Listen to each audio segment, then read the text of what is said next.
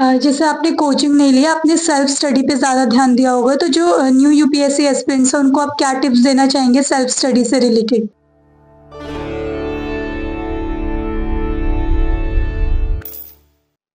हमारे साथ मौजूद है यूपीएससी कैंडिडेट जतिन ग्रोवर। तो चलिए जानते हैं उनसे उनकी प्रिपरेशन स्ट्रेटजीज जो उन्होंने मेंस और प्रीलिम्स में अपनाई और अब फाइनल इंटरव्यू राउंड के लिए वो किस तरह से प्रिपरेशन कर रहे हैं।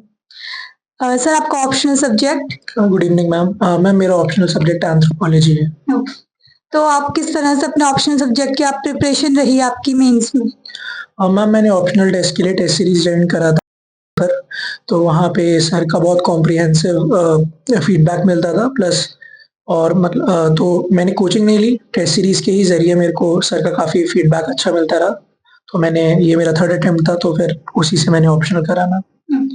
तो जैसे आपका थर्ड अटेम्प्ट में है, तो जो प्रीवियस अटेम्प्ट्स में आपसे कुछ मिस्टेक्स हुई होंगे, कुछ ड्रॉबैक रह गए होंगे, उन्हें आपने इस अटेम्प्ट के लिए कैसे ओवरकम किया उन्हें? मैम मेरे प्रीवियस मेंस के अटेम्प्ट में मेरे एसए में कम नंबर आए थे, तो उस एसए पर मैंने काम करा। मैंने अपनी वोकैबुलरी, इंग्लिश प्लस थोड़ा जो एसए की नुआंसेस होते हैं उन पे काम करा था। प्लस मेरे इंटरव्यू में भी अच्छे नंबर नहीं आए थे। मैंने लास्ट ईयर इंटरव्यू दिया था, तो इस साल मैं उस पे भी इंटरव्यू पे भी काम कर रहा हूँ। जैसे आपने कोचिंग नहीं लिया, आपने सेल्फ स्टडी पे ज़्यादा ध्यान दिया होगा, तो जो न्यू यूपीएससी एस्पिरेंट्स हैं, उनको आप क्या टिप्स देना चाहेंगे सेल्फ स्टडी से रिलेटेड? अब मैंने वैसे कोचिंग लिया था, लेकिन ये बोलूँगा कि सेल्फ स्टडी कोचिंग से ज़्यादा ज़रूरी है। कोचिंग से आपको एक गाइडेंस मिल जाएगा बट सेल्फ स्टडी के बिना नहीं होगा। सेल्फ स्टडी में मैम मतलब यही जो बेसिक सोर्स हैं, अब तो सभी को मालूम है बेसिक सोर्स, तो वो आपको कई बारी रिवाइज़ करने हैं। प्लस थोड़ा आपको एग्ज़ाम पैटर्न को हमेशा दिमाग में रख के पढ़ना है कि क्या एग्ज़ाम चाहता है, तो उस हिसाब से पढ़ेंगे तो आप ज़रूर कुछ कर पाएँगे मैम। आपका मोड ऑफ कोचिंग क्या था, ऑनलाइन, ऑफलाइन या हाइब्रिड? मैम मैंने ऑफलाइन लिया था मैम। तो आपको ऑफलाइन कोचिंग में ऑनलाइन कोचिंग के कंपैरिजन में आपको क्या बेनिफिट्स नज़र आए? मैम ऑफलाइन कोचिंग में मतलब ऐसे तो मैम अगर जिसने पढ़ना है जो बहुत सीरियस है उसके लिए ये चीज़ें मैटर नहीं करेंगी, लेकिन ऑफलाइन कोचिंग में आपका एक अच्छा ग्रुप बन सकता है। ऑफलाइन कोचिंग में मेरे ख्याल से थोड़ी पंक्चुअलिटी भी आ जाती है कि आप डेली जा रहे हैं। ऑफलाइन कोचिंग में डाउट पूछना, नोट्स बनाना ये सब बहुत ईज़ी हो जाता है। बट जिसने अगर करना है तो ऑनलाइन में भी इनसे कोई समस्या आती नहीं है। इंटरव्यू राउंड के लिए आप किस तरह से प्रिपरेशन कर रहे हैं? मैम इस बारी इंटरव्यू के लिए मैंने अपने थोड़ा डाफ पे काम करा है, डाफ में कुछ चीज़ें चेंजेस करी हैं मैंने, तो वही जैसे पहले डाफ पे बहुत ध्यान दिया था, इस बार भी दे रहा हूँ। प्लस मैम करंट अफेयर्स के लिए मैं पिछली बारी 2-3 अखबार पढ़ी थी, इस बारी मैं एक पर ही स्टिक रहूँगा, इंडियन एक्सप्रेस पे। उसके अलावा मैं सोच रहा हूँ कि ये मैंने प्लान करा है कि मैं ज़्यादा से ज़्यादा मॉक इंटरव्यूज़ दूँगा, ताकि मैं उस माहौल में ढल जाऊँ, जिस माहौल में मुझे इंटरव्यू देना है। एक वो बात करने का लहज़ा, एक वो समझ डेवलप हो जाए। जी मैम।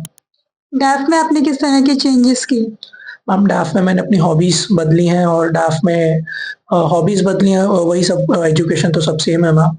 अपनी इंटरेस्ट और थोड़ा हॉबीज़ वगैरह में चेंज करा है। जैसे पहले मैंने जो मेरी थोड़ी हॉबीज़ थी वो थोड़ी वेग थी और थोड़ी मतलब जो कि मेरे ख़्याल से इस प्रोफ़ेशन में थोड़ा ज़्यादा सूटेबल नहीं होती। इस बारी मैंने इंटरव्यू 22 में दिया था, 22 वाले अटेम्प्ट में। तो फिर अब मैंने अपनी हॉबी डेवलप करना स्टार्ट करी इस तरीके से कि जो कि एक सिविल सर्विस में मेरे को मदद करे। तो उन सब की मैंने हॉबी चेंज करी है। जैसे इस बारी मेरी हॉबी फिटनेस रेजिमेन है, जिसके अंदर मेंटल हेल्थ, फिजिकल हेल्थ, अच्छा खाना, अच्छा सोना सब है। तो मेरे ख्याल से ये एक सिविल सर्विस या किसी भी इंसान के लिए बेहद ज़रूरी है। आपने Plutus IAS mock interview programme में ही क्यों एनरोल किया?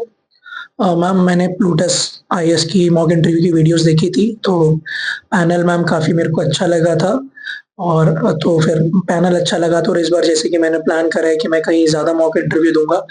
इसलिए मैम मतलब जितनी भी कोचिंग का नाम है और जो अच्छे मॉक इंटरव्यूज़ कंडक्ट कराता है, तो इसलिए मैं हर कोचिंग में देना चाह रहा हूँ, जिसमें प्लूटस आईएएस ने भी मेरे को मौका दिया अपने साथ मॉक इंटरव्यू देने का। न्यू यूपीएससी कैंडिडेट्स को और न्यू यूपीएससी एस्पिरेंट्स को आप क्या टिप्स देना चाहेंगे? मैम टिप्स तो मैं यही दूँगा कि एक अपने लिए टाइम बाँध के आइए कि इस प्रिपरेशन में 1 या 2 साल से ज़्यादा नहीं देना। क्योंकि अपॉर्चुनिटी कॉस्ट बहुत ज़्यादा लग जाती है। मेरा भी ये थर्ड अटेम्प्ट और सेकंड इंटरव्यू है और इनफैक्ट फॉर्च्यूनेटली अगर हो गया तो अच्छी बात है, वरना ये लास्ट होगा मेरा।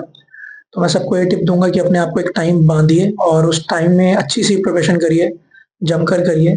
अपने आप को डिस्ट्रैक्शन से बचाइए। डिस्ट्रैक्शन में मतलब ज़्यादा सोर्स या कुछ ऐसी चीज़ें जो कि यूपीएससी के लिए ज़रूरी नहीं है और मन लगा के प्रिपरेशन करिए तो ज़रूर सफलता मिलेगी ma'am. Thank you so much sir, all the very best. Thank you.